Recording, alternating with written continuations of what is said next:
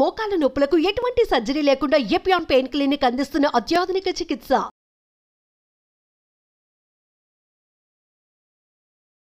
Welcome to Suman TV. నేను మీ నవీన్. ప్రస్తుతం మనతో government Ayurveda medical college professor doctor Uma Srinivas గారు ఉన్నారు, ఎండి ఆయుర్వేద. హాయ్ సార్, నమస్తే అండి. నమస్తే అండి. సార్, మలబద్ధక సమస్య పేరులోనే బద్ధకం ఉంది. సో ఆ మలబద్ధక సమస్య ఎందుకు వస్తూ ఉంది? అదేవిధంగా ఒకప్పుడు చూస్తే మొత్తం రిటైర్మెంట్ అయిపోయి ఆలోచన ఎక్కువైన తర్వాత వాళ్ళు రోజుకు ఒకసారి కాకుండా 2 సార్లు 3 సార్లు వెళ్తూ ఉంటారు. సో అది మరీ ఎక్కువ అయినట్టు. తర్వాత 2 రోజులకు ఒకసారి 3 రోజులకు ఒకసారి కూడా వెళ్తూ ఉంటారు. సో ఈ యంగ్ ఏజ్లో ఎందుకు వస్తూ ఉంది సార్ ఈ మలబద్ధక సమస్య అనేది? మలబద్ధకం అనేది జబ్బు కంటే కూడా ఆహారపు అలవాట్ల వల్ల వచ్చే వ్యాధి అండి. ఓకే. ముఖ్యంగా ప్రస్తుతం మనం తీసుకుంటున్న ఆహారం ఏదైతే ఉందో, అంటే ఒకప్పుడు తీసుకునే ఆహారంలో మనకు న్యాచురల్గా పండిన కాయగూరలు, ఆకుకూరలు అది మనం ఎక్కువ వాడేవాళ్ళం మన చిన్నప్పుడైనా మన తాతలు తండ్రులు. ఇప్పుడంతా జంకుడ్ ఫుడ్ అయిపోయింది. జంకుడ్ ఫుడ్ అంటే మాంసాహారం కూడా ఎక్కువ అయిపోయింది. ఆహారం తినటం పర్టికులర్గా హైదరాబాద్లో దేశం మొత్తం మీద ఎంత మాంసాహారం తింటున్నారని మొన్న ఒక రోజు ఏదో పేపర్లో చూసిన. హైదరాబాద్లో విపరీతమైన మాంసాహారం వాడుతున్నాం. సో ఈ ఆహారపు అలవాట్ల వల్ల నిద్ర, పర్టికులర్గా టైంకు నిద్రపోకపోవటం, టైంకు మేల్కో రాకపోవటం, ఇంకోటి ప్రాపర్ ఎక్సర్సైజ్ లేకపోవటం. ఫస్ట్ ఆఫ్ ఆల్ ఏంటంటే మానవులల్లా మన పేగులు నిరంతరం పెరిస్టాలిక్ మూమెంట్స్ అంటాం, మూమెంట్స్ ఉంటాయి. నిరంతరం పేగులు ఇట్లా కదులుతుండాలి. అంటే మనం ఏ పనున్నా చేయండి, నిద్రపోనియండి, మనం డ్రైవ్ చేయండి, ఏదైనా చేయండి, పేగులు నిరంతరం పైనుంచి కిందికి దాని కదలికలు ఉంటాయి. ఈ కదలికలు ఉన్నప్పుడే మనం తీసుకున్న ఆహారం నిరంతరం ఇట్లా కిందికి అట్లా అట్లా అట్లా స్టేజ్ వైజ్ గా ఆ కదలికలతోటి వెళ్తాయి. ఆ కదలికల లాస్ట్ స్టేజే మన మలం. సో ఈ పెరిస్టాలిక్ మూమెంట్స్ అనేవి ఎందుకు తగ్గుతున్నాయి అంటే large intestine, small intestine, stomach, small intestine నుంచి లార్జ్ ఇంటెస్టైన్ నుంచి బయటికి పోవడం అనేది జరగాలి. ఇక్కడ ఇంటెస్టైనల్ మూమెంట్స్ తగ్గుతున్నాయి. ఎందుకు అంటే మనకి ఇప్పుడు ప్రాపర్ ఎక్సర్సైజ్ ఉండట్లే. First of all proper water తీసుకోవట్లేరు. అంటే తన పని మీద పడి నీళ్లు తాగట్లేరు, కూర్చున్న చోటనే కూర్చోవటం అవుతుంది. ఈ రెండిటి వల్ల, ఆహారం వల్ల, విహారం అంటే మనం చేస్తున్న పనుల వల్లనే పూర్తిగా మలబద్ధకం అనేది ఏర్పడుతుంది. సో అది మేజర్ కాజ్ అండి. మెయిన్ డైట్ హ్యాబిట్స్ అంటే ఫైబర్ తీసుకోవట్లే, ఫ్రూట్స్ ఎవరు తీసుకోవట్లే. మనకి ఇప్పుడు ఏమైంది, ఫ్రూట్ జ్యూస్ తాగుతున్నాం కానీ ఫ్రూట్ తీసుకోవట్లే. పీచ్ అంతా బయట వేస్తున్నాం, జ్యూస్ తీసుకుంటున్నాం. ఫ్రూట్ జ్యూస్ ఏదైనా మనం లిక్విడ్స్ ఎక్కువ తీసుకుంటాం, అంటే జ్యూస్ రూపంలో తీసుకుంటున్నాం. అది ఇప్పుడు మనకు ఫర్ ఎగ్జాంపుల్ ఒక ఆరెంజ్ ఉంది, బత్తాయి ఉంది, సంత్రా ఉంది, కమలాపండు అని అంటాం కదా.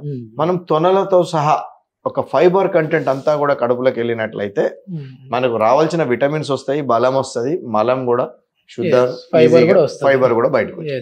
అట్లా కాకుండా మనం తీసుకునే ఆహారం వల్లనే మెయిన్ ఇంటెస్టైనల్ మూమెంట్స్ తగ్గటం వల్ల ఈ మలబద్ధకం అనే సమస్య ఏర్పడుతుంది.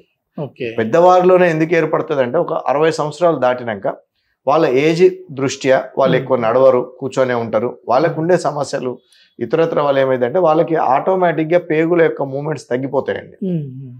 అందుకనే పెద్దవారి వల్ల కాన్స్టిపేషన్ కామన్. ఇక మనకు చిన్న వయసు వాళ్ళలో వస్తున్న ప్రాబ్లాన్ని వీలైనంత వరకు ఆయుర్వేదం ప్రకారం అగ్ని అంటాము, జాఠరాగ్ని. జాఠరాగ్ని తగ్గినప్పుడు కూడా తీసుకున్న ఆహారం జీర్ణం కాకపోవటం, అది జీర్ణం కాలేదు కాబట్టి మలబద్ధకం అనే సమస్య ఏర్పడుతుంది. 2 మనకు కాలేయం అంటే లివర్ తన పని తాను చేసుకొని మనం తీసుకున్న ఆహారాన్ని ప్రాపర్గా డైజెస్ట్ చేసినట్టయితే ఈ మలబద్ధకం అనే సమస్య ఏర్పడదండి. హెల్దీ పర్సన్ రోజులో ఎన్నిసార్లు మలాన్ని విసర్జిస్తే మంచిది అంటారు సార్? అంటే ఇప్పుడు మలబద్ధక సమస్య మాకు ఉంది అనేది ఎట్లా తెలుసుకోవాలి? వాళ్ళు 2 రోజులకు ఒకసారా, లేదంటే రోజు ఒకసారి? ఆరోగ్యవంతమైన మనిషి ప్రతిరోజు ఉదయం ఒకసారి విరేచనానికి వెళ్ళాలండి. అతనికి సాటిస్ఫాక్షన్ ఉండాలి. విరేచనం పోయొచ్చినాక కూడా ఓకే అయిపోయింది అనే ఒక సాటిస్ఫాక్షన్ కలగాలి. కొంతమందికి ఇన్కంప్లీట్ బౌల్ మూవ్మెంట్, ఇన్కంప్లీట్ అంటే కొంతమందికి ఒకేసారి అవ్వదు. పొద్దున ఒకసారి పోతారు, మళ్ళీ టీ కాఫీ తాగో ఏదో మళ్ళీ, అంతవరకు పర్లేదండి, దట్ ఈస్ ఓకే. పూర్తిగా మలబద్ధకం సమస్య ఉంటే ఉదయం లేవగానే కొంతమంది వేడి నీళ్ళు నిమ్మరసం తాగితేనే మాకు లిటర్న్ వస్తుంది అని అంటారు. కొంతమంది టీ తాగినాకనే మాకు విరేచనం అయ్యింది అంటారు. సరే, ఇది రోజు ఒకసారి పోతున్నట్టు అంటే ఫ్రీగా మలబద్ధక సమస్య కిందకి రాదు.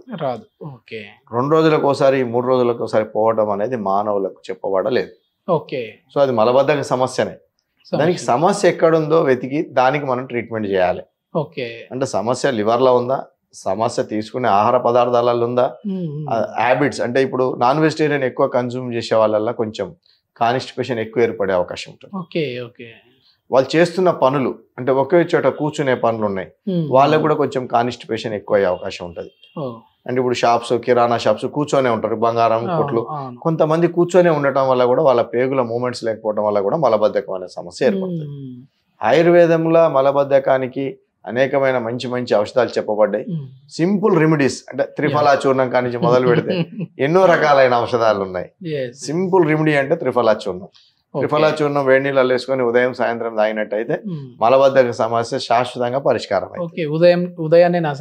ఉదయం పరిగడుపున తాగొచ్చు, లేదంటే ఉదయం టిఫిన్ చేసినాక రాత్రి పడుకునే ముందు తాగితే. అదే సార్, ఎందుకు అడుగుతా ఉన్నా అంటే కొద్దిమంది మళ్ళీ నైట్ తాగి ఉదయాన్నే వాష్కి వెళ్ళే విధంగా ఉంటుందా, లేదంటే ఉదయం గంట ముందు తీసుకునే? లేదండి, అట్లా గంట ముందు తీసుకుంటే వచ్చేది కాదు, ఇది రాత్రి పడుకునేటప్పుడు దాకా. ఇది మొత్తానికి ఏంటంటే పెద్ద పెద్ద మెడిసిన్స్ అవసరం లేదు, అదే విధంగా కంగారు పడిపోవాల్సిన పని లేదు. ఆయుర్వేదంలో అందరికీ ఇంకా సార్ రివీల్ చేసేసాడు, హ్యాబిచ్యువేట్ చేసుకోవాలండి. మనం ఏంటంటే మనం ఒక క్రమ పద్ధతిలో అలవాటు చేసుకోవాలి. ఒక టైం విరేచనానికి వెళ్ళాలి అనేది మనం అలవాటు చేసుకోవాలి, ఉదయాన్నే విరేచనానికి వెళ్ళటం అనేది. త్రిఫల చూర్ణం ఎక్కడైనా త్రిఫల చూర్ణం దొరుకుద్ది. త్రిఫల చూర్ణం వల్ల అవ్వకపోతే ఇంకా పంచసకార చూర్ణం, స్వాదిష్ట విరేచన చూర్ణం, అవి వైద్యుని సంప్రదించి తగిన మోతాదులో వాడాలి. నేను చెప్పిన కదా, ఇంగ్లీష్ మెడిసిన్ ఏదో ఒక కేజీకి ఎంత వెయిట్ కి ఎంత మెడిసిన్ ఉండాలని చెప్తా ఉంటాం. అవునండి, అట్లా ఆయుర్వేదంలో ఉందా? అంటే మనం ఆయుర్వేదిక్ ఏంటంటే ప్రకృతి అసెస్ చేస్తాం. అంటే కాన్స్టిపేషన్ ఎంత ఉంది, ఇప్పుడు ఏ ప్రకృతి వాళ్ళకి ఏ మందులు ఇవ్వాలి అంటే, ఇప్పుడు వాత ప్రకృతి, పిత్త ప్రకృతి వాళ్ళలో కొన్ని మందులు ఇవ్వకూడదు, విరేచనాలు ఎక్కువ అయ్యే అవకాశం ఉంటుంది. అందులో వేస్తున్న ఇంగ్రీడియంట్స్ ఏంటి అనేది చూస్తూ ఇస్తాము. అందరూ తీసుకోదగ్గ మందులు అయితే త్రిఫలా చూర్ణము, పంచసకార చూర్ణం అంటే బీపీ అట్లా ఉందో చూసి పంచసకార చూర్ణం. ఎందుకంటే పంచసకార చూర్ణంలో కొంచెం లవణం ఉంటుంది, సాల్ట్ ఉంటుంది, కాబట్టి మనం బీపీ అది చూసుకొని ఇస్తాం. స్వాదిష్ట విరేచన చూర్ణం అని ఉంది. దీన్ని లైట్ తీసుకోకుండా కొంచెం జాగ్రత్త పడితే మాత్రం పెద్ద సమస్య. ఆయుర్వేదంలో చెప్పేది ఏంటంటే అన్ని వ్యాధులకు కారణం అజీర్ణం, అంటే జీర్ణశక్తి, అంటే జాఠరాగ్ని. సో అగ్ని ఏదైతే ప్రాపర్ గా లేదో, అగ్ని ప్రాపర్ గా లేనప్పుడు జాఠరాగ్ని తన పని తాను చేయనప్పుడే వ్యాధులకు కారణం. జఠరాగ్ని అంటే ఇక్కడ మన జాఠరాగ్ని అంటే మనం తీసుకున్న ప్రతి ఫుడ్ మెటీరియల్ ని ఏదైతే జీర్ణింపజేస్తుందో, మన జీర్ణశక్తి అని మనం కామన్ గా మాట్లాడుకునే దాన్ని మనం జాఠరాగ్ని అంటాం ఆయుర్వేదిక్ లో. సో ఆ అగ్ని ఏదైతే ఉందో, పిత్తము అగ్ని అనేది ఏదైతే ఉందో, అది తన పని తాను చేసుకున్నట్టయితే అసలు ఈ మలబద్ధకం అనే సమస్య రాదు. సో మేము జఠరాగ్ని వృద్ధి చెందే ఔషధాలు ఇవ్వాలా, ఏ రకమైన ఔషధాలు ఇవ్వాలి, అది కరెక్ట్ ఉన్నా కూడా ఇతరత్ర కారణాలు ఏంటి, అసలు మలబద్ధకం సమస్య ఎందుకు వచ్చింది అనేది మనం దాన్ని రూట్ కాజ్ ఎందుకు వల్ల వస్తుందో చూసి దానికి ట్రీట్మెంట్ చేసినట్టయితే కరెక్ట్ అయిపోతుంది. దీనిలో లైట్ తీసుకున్నారంటే మాత్రం గ్యాస్ ట్రబుల్ ఈజీగా వస్తుంది. అది ఇతర అనేక వ్యాధులకు కారణమైందండి. మలబద్ధకం అనేక రకాల వ్యాధులకు కారణం. మొలల వ్యాధి కూడా వచ్చే విధంగా ఉంటుంది. నెక్స్ట్ అదే అండి, మలబద్ధకం తర్వాత హర్షమూలలు అంటారు, మొల వ్యాధులు అంటారు, మనం పైల్స్ అంటాం. అది కాన్స్టిపేషన్ లీడ్స్ టు పైల్స్. ఇది మొత్తం మీద ఏంటంటే కాన్స్టిపేషనే కదా, మలబద్ధక సమస్య కదా, దీన్ని లైట్ తీసుకుందాము, ఏముందులే ఈ రోజు పోదాం రేపు పోదాం రాకుంటే అని చెప్పేసి అనుకుంటే మాత్రం చాలా ఇబ్బందులు అయితే పడే విధంగా ఉంటుంది. దీనికి ఆయుర్వేదంలో మంచి మెడిసిన్సే ఉన్నాయి. అందుకు బెస్ట్ వచ్చేసి త్రిఫల అని చెప్పేసి అంటున్నారు సార్ గారు. Thank you sir. రైట్.